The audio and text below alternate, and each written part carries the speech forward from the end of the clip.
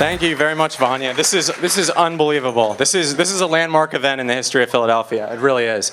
In a minute, my slides are going to go up, and I'm going to have to start racing. So here goes. My name is Blake Jennelle. I'm here wearing two hats tonight. The first is as the CEO of Anthills, our beautiful logo up here. We are a freelancing platform. Here's 15-second sneak peek at our next release, which is a way for freelancers to take their offline reputations, bring it online, showcase it, and make more money and get hired faster. I'm also here as the founder of Philly Startup Leaders. How many of you had heard of Philly Startup Leaders before tonight? Hopefully more hands will go up next time we do this. In a minute, you're going to see some of the logos of the companies in our group.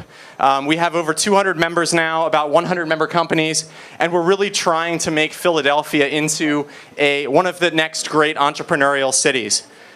So my talk today is not going to be about Anthills or Philly Startup Leaders, as much as I would enjoy talking to them, but it's going to be about some lessons that I learned along the way.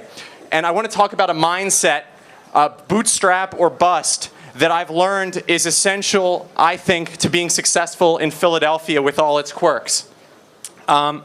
So I'm not used to the format here. The good news about starting a company now in Philadelphia is that, or starting any sort of other innovative venture, is that you're a pioneer. People who've been around this community for decades say that something special's in the air here, that we may be approaching a tipping point, and we're all part of it. The bad news about being pioneer is that we're on our own largely. And what this means for entrepreneurs is, first, in the funding space, VCs, venture capitalists, and angels will not give money to pre-revenue companies around here, with very few exceptions.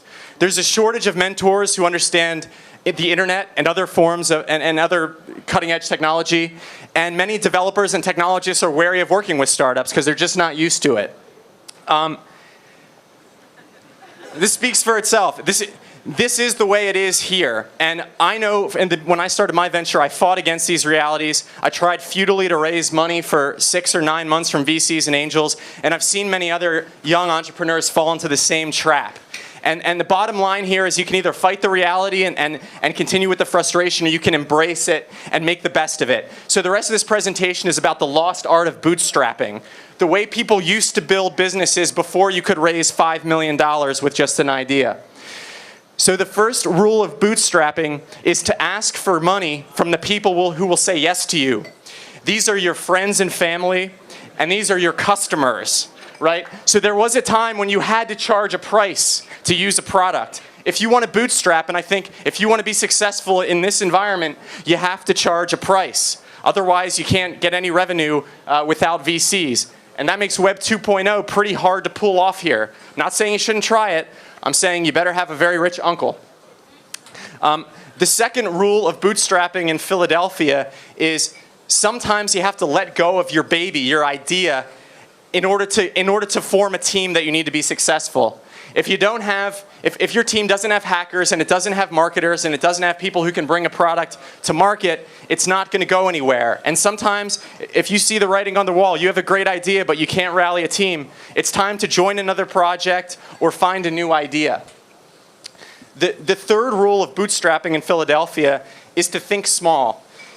Embrace the fact that you don't have a lot of resources in terms of money and manpower, and build the smallest useful thing you can with the resources that you have. This is a great quote from one of my entrepreneurial mentors, Paul Graham from Y Combinator. The great thing about building something small and useful is that you can get it into the market right away. You can stop guessing about what's going to work, because even the best entrepreneurs who've done this before will tell you that whenever they put something into the market, it never goes quite the way they anticipated. And the less money and time you've invested in it up front, the better off you are.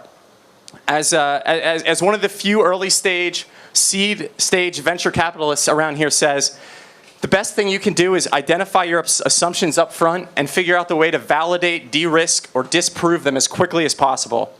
So this is just a very superficial overview of what I think what I hope will become the culture of entrepreneurship here, which is one of bootstrapping. And this is the first time I've talked about these ideas in public. It's a first draft, and I hope the beginning of a conversation about how we can make Philadelphia a great city with lots of successful entrepreneurs. Thank you very much. Thanks for having me.